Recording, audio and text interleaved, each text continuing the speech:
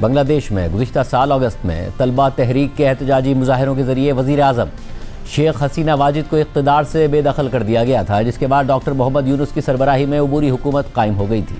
और अब जब अबूरी हुकूमत इलेक्शन की तारीख का ऐलान करके जमहूरी प्रोसेस के ज़रिए सियासी जमातों को इक़्तिदार की मुंतकली की तरफ आगे बढ़ रही है, तो अचानक बांग्लादेश में हालात एक बार फिर ख़राब हो गए हैं। पुरतशद्दुद एहतजाजी मुजाहरे भड़क उठे हैं, तोड़ फोड़ और जलाओ घेराव शुरू हो गया है। अवाम सड़कों पर आ गए हैं और मुल्क में एक दफ़ा फिर अफरा तफरी की सूरत हाल पैदा हो गई है। मगर अबूरी हुकूमत इसे इक़्तिदार की मुंतकली के अमल को सबताज करने की साजिश करार दे रही है और हालात की ख़राबी के पीछे भारतीय हाथ होने के इशारे दिए जा रहे हैं। बांग्लादेश में हालिया पुरतशद्दुद मुजाहरे शेख हसीना वाजिद को इक़्तिदार से बेदखल करने वाली तलबा तहरीक का हिस्सा रहने वाले यूथ लीडर उस्मान हादी के कत्ल के तनाजुर में भड़क उठे हैं। बांग्लादेशी मुजाहिरीन भारत को इस कत्ल से जोड़ रहे हैं। शेख हसीना वाजिद और भारत मुखालिफ 32 साला एक्टिविस्ट उस्मान हादी इनकलाब मांचा नामी तलबा तंजीम के रहनुमा थे और उन्हें बांग्लादेश में भारत के असर रसूख और मुदाखलत का सख्त नाक़िद समझा जाता था। 11 दिसंबर को बांग्लादेश की अबूरी हुकूमत ने मुल्क में इलेक्शन की तारीख का ऐलान किया था, जिसके मुताबिक 12 फरवरी 2026 को बांग्लादेश में पार्लिमानी इलेक्शन होने हैं और उस्मान हादी भी इलेक्शन में हिस्सा लेने का इरादा जाहिर कर रहे थे। मगर अगले ही दिन उन पर ढाका में कातलाना हमला कर दिया गया। 12 दिसंबर को उस्मान हादी पर ढाका में नामालूम हमलावरों ने फायरिंग कर दी। एक गोली उनके सर पर लगी, जिससे वो शदीद ज़ख्मी हो गए। 3 दिन तक उन्हें ढाका के अस्पताल में ही ज़ेरे इलाज रखा गया, मगर फिर उन्हें सिंगापुर मुंतकिल कर दिया गया। मगर कल यानी जुमेरात को जब यह खबर सामने आई कि उस्मान हादी ज़ख्मों की ताब ना लाते हुए अस्पताल में दम तोड़ गए हैं, तो बांग्लादेश में आवाम मज़ीद मुश्तइल हो गए। उनका गम व गुस्सा मज़ीद भड़क गया। भारत और शेख हसीना वाजिद के ख़िलाफ़ नफ़रत का इजहार किया गया। उस्मान हादी के कातिलों को इंसाफ के कटहरे में लाने का मुतालबा किया गया। पहले दारुल हुकूमत ढाका में हालात ख़राब हुए और फिर पुरतशद्दुद मुजाहरे ढाका से बाहर भी फैल गए। हज़ारों मुजाहिरीन ने ढाका की अहम इमारतों और दफातर का रुख किया, वहाँ तोड़ फोड़ शुरू कर दी। बांग्लादेश के 2 बड़े अखबारात डेली स्टार और प्रथम आलो के दफातर को आग लगा दी गई और दोनों अखबारात का स्टाफ दफातर के अंदर ही महसूर हो गया। ताहम बाद में स्टाफ को रेस्क्यू कर लिया गया, जबकि ढाका में ही एक सकाफती इमारत को भी निशाना बनाया गया। शेख मुजीबुर रहमान के घर को एक बार फिर आग लगा दी गई और अवामी लीग के दफातर को भी निशाना बनाया गया। मीडिया रिपोर्ट्स के मुताबिक बांग्लादेश में भारत के नायब सफ़ीर के घर का भी घेराव करने की कोशिश की गई, ताहम पुलिस ने शेलिंग करके मुजाहिरीन को वहाँ से मुंतशिर कर दिया। साथ ही ये रिपोर्ट्स भी सामने आई कि बांग्लादेश में भारत के सिफारत खाने की तरफ भी मुजाहिरीन ने मार्च करने की कोशिश की, मगर पुलिस ने उन्हें रोक दिया। इसके अलावा ढाका में एक हाईवे को ब्लॉक करने की इतलात भी सामने आई। अहम बात यह भी है कि आज शाम को उस्मान हादी की मैयत सिंगापुर से ढाका पहुँचा दी गई है और अब कल उनकी नमाज जनाजा अदा की जाएगी।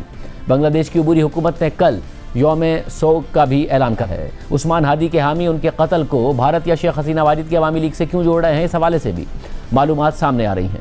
BBC के मुताबिक 32 साला उस्मान हादी इनकलाब मांचा नामी तलबा तंजीम का हिस्सा थे और भारत के नाक़दीन में शुमार होते थे। उस्मान हादी ने ऐलान कर रखा था कि उन्हें अवामी लीग के हामियों की जानिब से धमकियां मिल रही थी और उन्होंने इस बारे में सोशल मीडिया पर भी लिखा था। सोशल मीडिया पर एक पोस्ट में उन्होंने ये भी लिखा था कि उन्हें कम से कम 30 मकामी और गैर मुल्की फ़ोन नंबर से धमकियां मिली हैं, जिनमें उनके घर को नजर आतिश करने समेत उनकी वालदा, बहन और अहलिया को रेप करने तक की धमकियां दी जा रही हैं। बांग्लादेश में आम इंतखाबात की तारीख के ऐलान के फ़ौरन बाद ही उस्मान हादी पर होने वाले हमले ने बहुत से सवालात को भी जन्म दे दिया है। उस्मान हादी ने गुज़िश्ता साल शेख हसीना वाजिद की हुकूमत के ख़िलाफ़ मुजाहरों के दौरान शोहरत हासिल की थी। इस दौरान उन्होंने अवामी लीग को शदीद तनकीद का निशाना बनाया था और शेख मुजीबुर रहमान के तारीख़ी घर पर होने वाले मुजाहरों में भी वो शरीक हुए थे। बांग्लादेशी हुक्काम ने उस्मान हादी के कत्ल के केस में कई अफराद को गिरफ्तार करने का दावा भी कर दिया है, जबकि 2 मुश्तबा अफराद की तस्वीर भी जारी कर दी हैं और उनकी तलाश में मदद देने वालों को 50 लाख टका का इनाम देने का ऐलान कर दिया है। जबकि बांग्लादेशी मुजाहिरीन ये इल्ज़ाम भी लगा रहे हैं कि उस्मान हादी पर फायरिंग करने वाले हमलावर भारत से आए थे और भारत ही फरार हो गए हैं और ख़ुद बांग्लादेशी हुक्काम भी इसी रुख पर तफ्तीश कर रहे हैं। बांग्लादेशी अखबार प्रथम आलो के मुताबिक बांग्लादेशी हुक्काम भारत पर जोर दे रहे हैं कि उस्मान हादी के कत्ल में मुलविस अफराद की हवालगी या गिरफ्तारी में ताउन किया जाए।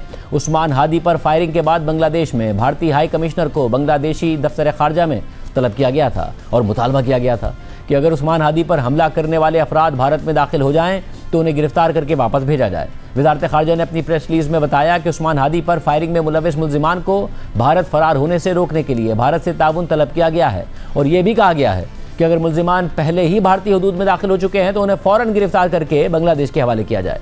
बांग्लादेशी अखबार के मुताबिक भारतीय हाई कमिश्नर को एक मरतबा फिर दफ्तर खारजा बुलाया गया और उन्हें साबिक वज़ीर आज़म शेख हसीना वाजिद की जानिब से मुसलसल दिए जाने वाले इश्तियाल अंगेज़ बयानात पर भी उबूरी हुकूमत के तहफ़्फ़ुज़ात से आगाह किया गया और बताया गया कि मफरूर शेख हसीना वाजिद को भारत में इश्तियाल अंगेज़ बयानात देने की इजाज़त दी जा रही है, जिनके ज़रिए वो अपने हामियों को आने वाले इंतखाबात को सबूताज करने के लिए दहशतगर्दाना सरगर्मियों पर उकसा रही हैं। कलअदम अवामी लीग के मफरूर रहनुमा और कारकुन भारत से बांग्लादेश के आइंदा इंतखाबात को नाकाम बनाने के लिए मुख्तलिफ दहशतगर्दाना सरगर्मियों की मनसूबाबंदी कर रहे हैं। बांग्लादेश ने भारत से मुतालबा किया है कि इन दहशतगर्दों को गिरफ्तार करके बांग्लादेश वापस भेजा जाए।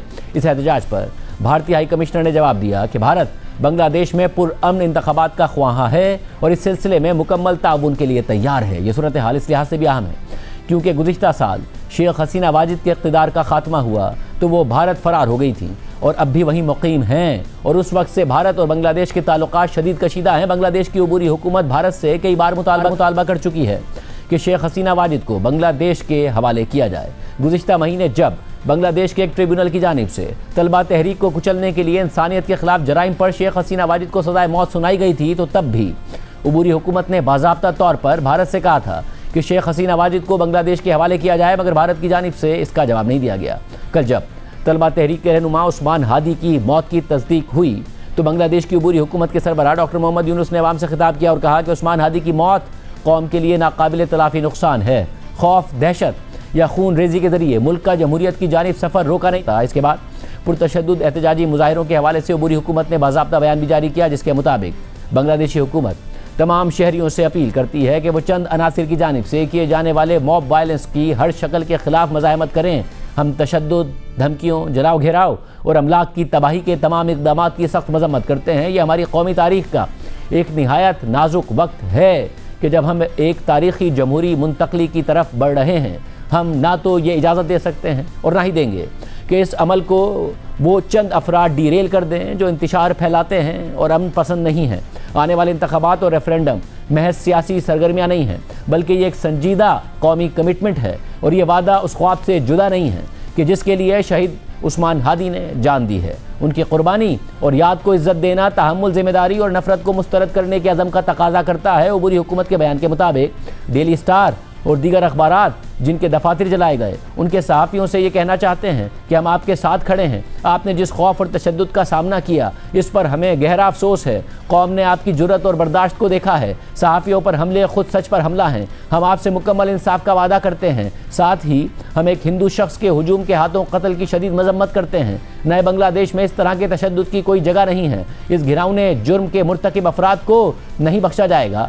इस नाजुक घड़ी में हम हर शहरी से अपील करते हैं कि वो तशद्दुद, इश्तियाल अंगेज़ी और नफ़रत को मुस्तरद कर दें और इसके खिलाफ मज़ाहमत करके शहीद उस्मान हादी को खिराज अक़ीदत पेश करें। इसके अलावा उबूरी हुकूमत के सकाफ़त के मुशीर मुस्तफ़ा सरवर ने ढाका में नज़र आतिश की गई बांग्लादेशी सकाफ़ती इमारत का दौरा किया और मीडिया को बताया कि नुकसान का अंदाज़ा लगाकर तमाम मरम्मती काम मुकम्मल करके इदारे को जल्द बहाल करने के लिए हर तरह का ताउन किया जाएगा। एक सहाफ़ी के सवाल के जवाब में उन्होंने कहा कि ये यकीनन इंतखाबात को सबूताज करने की साजिश है। आज हमें शहीद उस्मान हादी पर बात करनी थी, आज हमें गमज़दा होना था, मगर मौजू किसने बदला? अखबारात के दफातर और इदारों पर हमला किसने किया? जिन्होंने ये किया वो बांग्लादेश में डेमोक्रेटिक ट्रांजिशन नहीं चाहते।